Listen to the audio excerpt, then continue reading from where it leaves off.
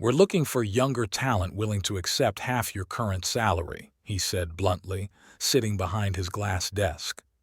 "You're just too costly for where the company's headed." I'm Sean Whitaker, 50 years old, senior client relations executive at Trevanta Corp in Phoenix, Arizona. I spent 15 years building up their client portfolio from nothing, and it all ended in an 8-minute talk on a Tuesday morning. I had sensed this coming for months. Ever since Troy Ellison became regional director, rumors of restructuring, modernization, and budget cuts began circulating. Corporate jargon usually signaling that someone with experience is about to be let go. Troy was 34, always in expensive tailored suits that outpriced my first car, and he treated the word disruption as if it were a trendy coffee order. In meetings, he'd shoot me a glance that wasn't outright dislike, but a clear impatience, like I was a rotary phone in a room full of smartphones. Something functional, but outdated and out of place. "The market's shifting," he said, barely looking up from my personnel file. "We need people who get digital natives and social media engagement. You know how it goes." I knew exactly what he meant. I just didn't buy into it. Over 15 years, I'd forged strong bonds with top clients through countless phone calls, face-to-face meetings, and solving problems no marketing algorithm could touch. When James at High-On Manufacturing faced production setbacks that threatened his business, I restructured his payment terms over a weekend. When Catherine from Westridge Holdings lost her husband, I personally delivered her contract extension so she wouldn't have to worry about business while grieving. But Troy didn't want to hear those stories. All he saw was my salary, and how cutting it in half by hiring a 20-something could save money. "I get it," I said calmly, shaking his hand. He seemed relieved by my composure and even thanked me for handling it professionally. Later that day, as I packed up my office, Lisa from accounting, who'd been with the company almost as long as I had, stopped by. "You all right?" she asked, lingering in the doorway. "I'm fine," I said, and I meant it. "They don't know what they're doing," she whispered, casting a wary glance down the hall. "Troy's convinced the board he's some kind of visionary." I nodded and kept clearing my desk. What neither of them realized was that I wasn't mad. I was already thinking several moves ahead. While Troy fixated on spreadsheets, I recalled phone numbers, promises, and 15 years of clients who didn't call Trevanta Corp. They called me. I joined Trevanta when it was still Western Business Solutions, just 3 employees, a windowless office, and plenty of ambition but few clients. Back then, Harold Thompson ran the place, a former salesman who believed business thrived on relationships, not transactions. "People sign contracts with people, not companies," he'd say. "Remember that?" I did. For 15 years, I lived by it. I was the go-to person for clients' problems and the last voice they heard before renewing contracts. My cell phone had more direct contacts than the company directory. My commitment came at a cost. Nancy and I divorced 8 years ago, partly because I put work before us. My daughter Jessica spent her high school years seeing me mostly on weekends and holidays. Now, at 23, she understood, and she was the first person I called after that meeting with Troy. "They did what?" she exclaimed.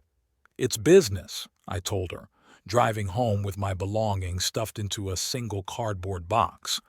"The new director wants his own team." "After everything you've done? That's just wrong, Dad." She was right, but I wasn't interested in being right. I was focused on what came next. The signs had been obvious for months. Harold retired last year, selling his majority shares to investors who promised to keep the company culture intact. 6 months later, Troy showed up with PowerPoint slides and MBA buzzwords. Suddenly, our quarterly meetings were dominated by terms like market penetration and client acquisition costs. Relationships were no longer discussed. 3 weeks ago, I passed the conference room and overheard Troy talking with HR. The legacy staff compensation is out of line with industry standards, he said, especially in client relations. Legacy staff, that was me now. An outdated relic. Back in my office, I pulled up my personal contact list. Not the company CRM, but my own records. Names, numbers, 15 years of notes about graduations, vacation homes, favorite restaurants. Data you can't download from a system. Then I called Daniel Blake, an old colleague who'd left 5 years ago to join a rival firm. We stayed in touch, meeting for lunch every few months. "How's Lennox and Blake treating you?" I asked casually. "Growing fast," he replied. "Actually, we're just discussing expanding the client relations team." I smiled to myself. That was encouraging. By the time Troy summoned me to his office, Daniel's offer letter was already sitting in my inbox. 3 days after being dismissed, I parked outside Crestwick Golf Club watching Troy arrive for his 2 p.m. tea meeting. He was meeting James from High-On Manufacturing, my largest client for over a decade. From my car window, I saw their handshake. Troy animated and eager, James polite but cautious. That's when it hit me fully. Troy wasn't just replacing me. He was trying to walk in my footsteps. He assumed client relationships could be transferred like files on a computer. Meeting by meeting, handshake by handshake, he aimed to insert himself into the network I'd spent 15 years building.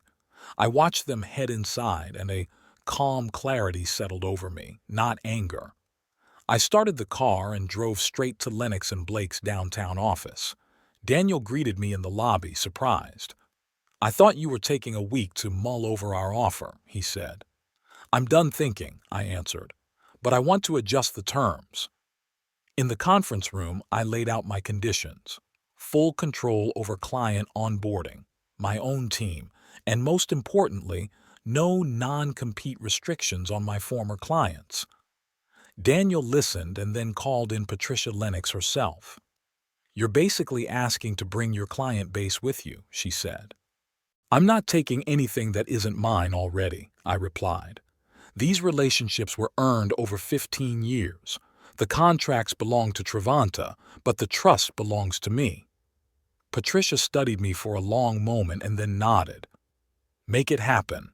The terms are yours." That evening, sitting at my kitchen table with a legal pad and my phone, I felt no bitterness, only purpose. This wasn't about revenge. It was about respect for the work I'd put in and the promises I'd honored. While making my list, Jessica called. "How are you holding up, Dad?"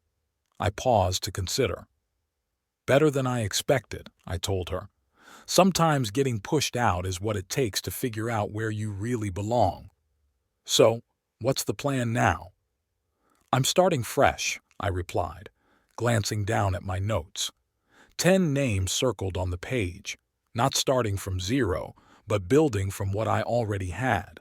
After we hung up, I opened my laptop and began composing emails, not to clients directly, but to their assistants, the gatekeepers who controlled access, the ones I'd always treated with the same care and respect as the executives themselves. "Would you mind letting them know I've moved to a new role? I'd appreciate the chance to update them personally. No sales pitch, no pressure, just honesty." By midnight, 7 had replied with variations of the same message. "They want to hear from you." Closing my laptop, I slept more soundly than I had in months. Tomorrow was day 1 of showing Troy exactly what he'd thrown away. My first call was to James at High-On Manufacturing. No gatekeeper, straight to his cell. "Sean, I was wondering when you'd reach out," he said, genuine relief in his voice. "Had a golf meeting with your replacement yesterday. Spent 4 hours listening to him drone on about synergy, and not once did he ask about my daughter's graduation."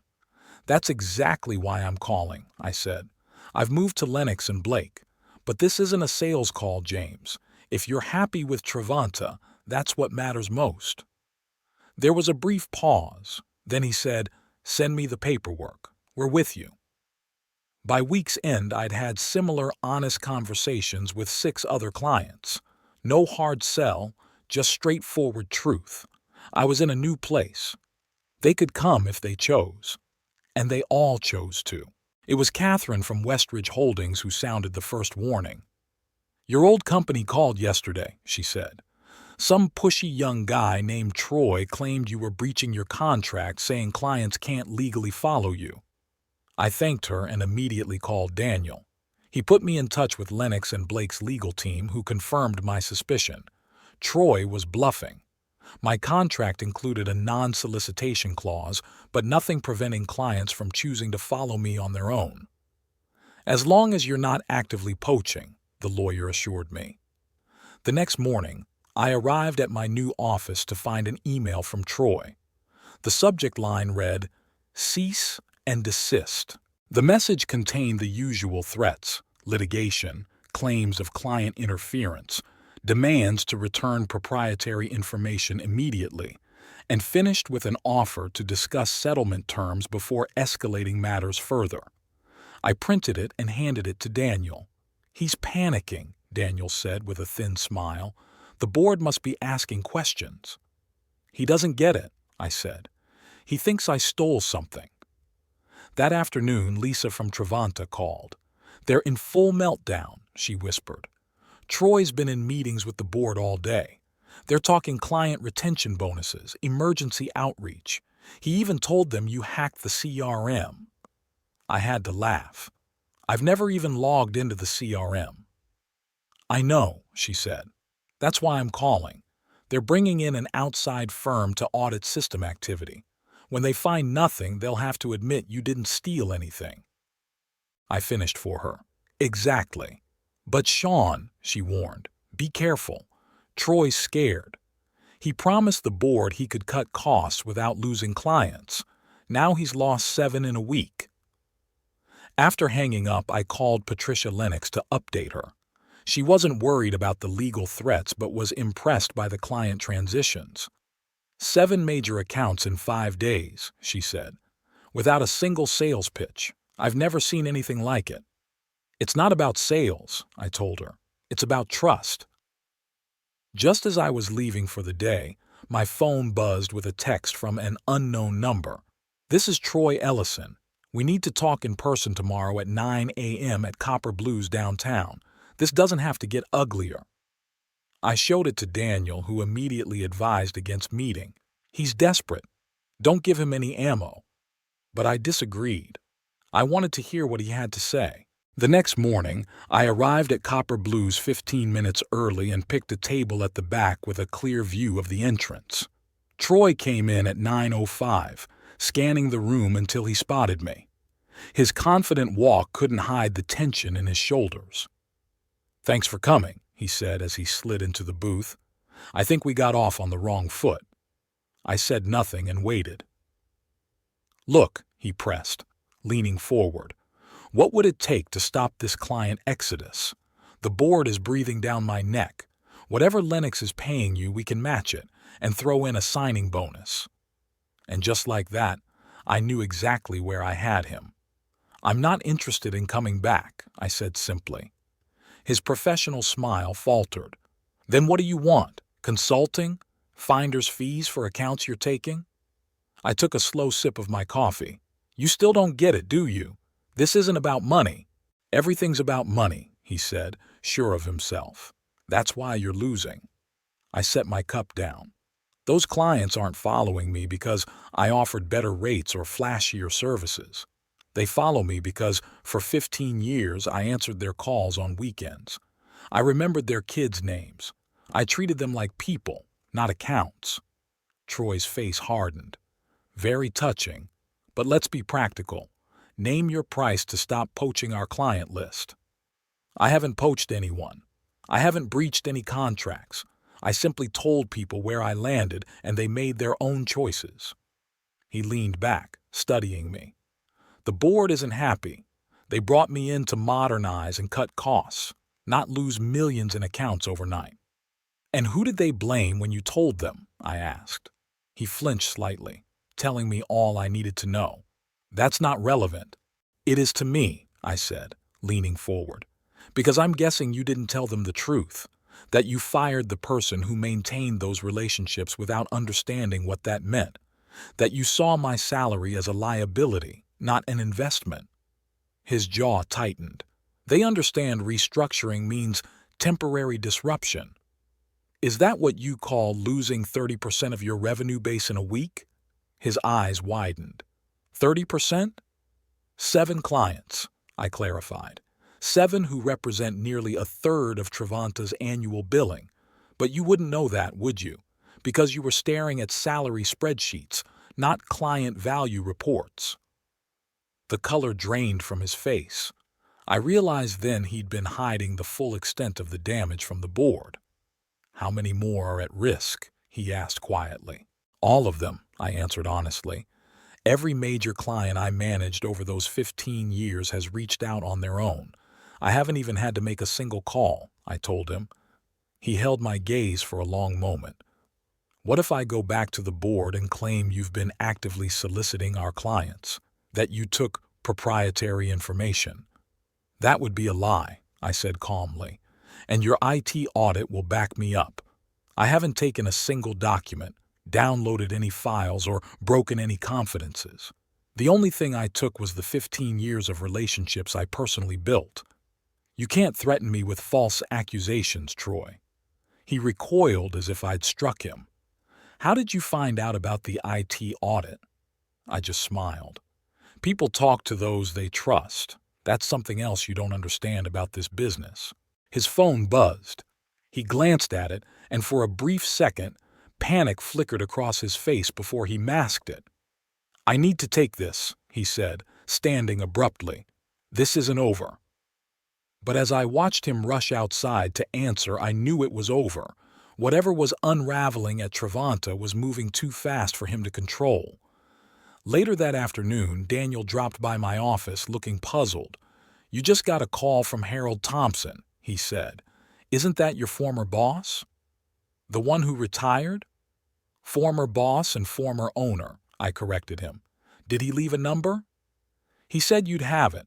Also said, and I'm quoting here, the board called an emergency meeting. They want to speak with you yesterday. I nodded, unsurprised. Thanks. After Daniel left, I leaned back in my chair, weighing my next move. Things were moving faster than I'd expected. Harold wouldn't have called unless something serious was happening. I dialed his number from memory. They're in full panic mode, Harold said without greeting. When the board saw exactly which clients walked, they called me to ask what's going on. I relaxed in my chair. And what did you tell them? The truth. That Travanta's stable client base existed because of you. That you were worth every penny they paid and then some. I appreciate that, I said. It's not about appreciation, he growled. It's about 15 years of work flushed down the drain by some kid who thinks business runs on algorithms. The board wants an emergency session and is asking if you'd consider coming back. I wasn't surprised, but it wasn't what I wanted. I'm settled at Lennox and Blake now, I said. With 7 of our biggest clients, Harold noted dryly. Soon to be 10, I admitted. 3 more are finalizing paperwork this week. He whistled low. No wonder they're panicking. That's 46% of Travanta's annual revenue. I finished for him. You always did know everyone's numbers better than they did themselves. After a pause, Harold finally asked, So what's your move, Sean? Because the board is ready to offer you Troy's job to stop the bleeding. It was tempting, for about 3 seconds. Then I remembered Troy's dismissive tone, the way he barely looked at me in our last meeting, how 15 years of loyalty were reduced to a line item on a cost-cutting spreadsheet. I'm not interested in his job, I said, but I am interested in something else. Name it. A partnership. Lennox and Blake and Travanta sharing client services for accounts that would benefit from both companies' specialties. Harold was silent for a moment, processing. You want the board to authorize a partnership with the company currently gutting their client list. I want them to face reality, I corrected. At this rate, Travanta won't have enough major clients left to stay afloat, but a partnership would stabilize both firms. My clients get the best of both worlds. Trevanta keeps partial revenue instead of losing it all, and Lennox and Blake gains market share without an all-out war. And Troy? Harold asked. That's the board's call, I said, though we both knew the answer. I have no interest in his future. My concern is for the clients and employees caught in the middle of his restructuring. Harold chuckled. You were always better at chess than anyone gave you credit for. I'll bring this to the board tomorrow, 9 a.m. sharp. After hanging up, I called Patricia Lennox into my office and laid out the proposal. She listened closely, taking notes here and there. This is unusually generous, she said when I finished. We could just wait a month and pick up the remaining clients when Trevanta implodes. We could, I agreed, but that would hurt a lot of good people there. This way, both companies win. Clients get optimal service, and nobody loses their job because of one man's short-sightedness. Patricia studied me for a long moment, then nodded. You really aren't doing this for revenge. Revenge is wasteful, I said. I want to build something better. The next morning, my phone rang at 9:45. Harold was calling from the board meeting. They're moving forward with a full partnership agreement pending legal review. Troy's been asked to resign immediately. And the employees? Any more restructuring? No further cuts. The board admitted they got too caught up in Troy's cost-cutting vision. They forgot what really makes this business work. I thanked him and hung up, feeling a weight lift that I hadn't realized I was carrying. This wasn't about winning or revenge. It was about setting things right. Patricia appeared in my doorway, eyebrows raised. We have a deal, I told her. Now we build something better than either company could alone. She smiled. All because they underestimated the quiet guy who just nodded and walked away. 6 weeks later, I stood at the podium in Lennox and Blake's conference room facing familiar faces, clients from both firms, board members, staff. Today, the partnership was official. Troy wasn't there, of course. Last I heard, he'd taken a job with a startup in Tucson, where his cost-cutting style might actually fit. This marks the start of something unique in our industry, I said, looking across the room. Not a merger, not an acquisition, but a true partnership built on the understanding that business relationships are built by people, not spreadsheets. From the back of the room, I caught Harold's proud grin. Beside him stood Lisa and several former Trevanta employees who'd worried about their futures just weeks before. The partnership agreement was elegantly simple. Clients choose their primary service provider but have access to specialized services from both companies. Revenue is shared based on service use. The biggest change? Both companies' client relations teams were now combined under my leadership. Right after the formal announcement, James from Hion Manufacturing came over, shaking his head in disbelief. When you left Trevanta, I was ready to follow you anywhere, he said. But honestly, this is even better. You turned getting fired into the best outcome possible for everyone except the guy who fired you. Catherine from Westridge joined us, nodding. That young man had no idea what he was throwing away, she said. But we did. As the event wrapped up, Patricia Lennox found me standing by the windows with a view of the city. The board's calling this a masterstroke, she said. In just 6 weeks, you've completely transformed both companies and locked in client loyalty that will last for years. I shook my head. I didn't do anything new. I just reminded them of what they already knew. Business isn't built on slashing costs. It's built on relationships. Patricia smiled slightly. And revenge? Was that part of your plan? I glanced out over Phoenix and said, the best revenge wasn't taking the clients. It was showing everyone how to keep them properly. A month after the partnership went live, I left work early to meet Jessica for dinner. She'd been watching the whole saga unfold with pride and awe. So technically, you're even more powerful than before, she said as we settled into our booth. I shrugged. It's not about power. It's about doing things right. She wasn't done. The guy who fired you is gone. You've basically got two companies answering to you now, and all your clients think you're some kind of genius. I grinned. I'm just the guy who picks up his phone on weekends. After dinner, I drove back to my quiet home, thinking about the last few months, from being dumped without ceremony to reshaping Phoenix's business landscape. It had never been about settling scores with Troy. It was about proving the lasting value of what I'd built over 15 years. The next morning, I arrived at the office to find a small package waiting on my desk. Inside was a framed photo of the original Western Business Solutions team, just Harold, myself, and two others standing in front of that tiny first office 15 years ago. The note attached read simply, "People sign contracts with people. Never forget that. Harold." I put the frame on my desk where visiting clients would see it, a reminder of where it all started and why it mattered. That afternoon, I had back-to-back meetings with clients from both Travanta and Lennox and Blake. Not crisis talks or damage control, just the usual relationship-building conversations I'd been doing for 15 years. When I picked up the phone to make my first call, I felt something I hadn't felt in a long time, pure satisfaction. Not from winning a corporate war, but from knowing that doing business the right way, the human way, still mattered. In the end, Troy did me a favor. By trying to replace me with someone cheaper, he only proved how valuable I really was. That lesson was worth every moment of the journey.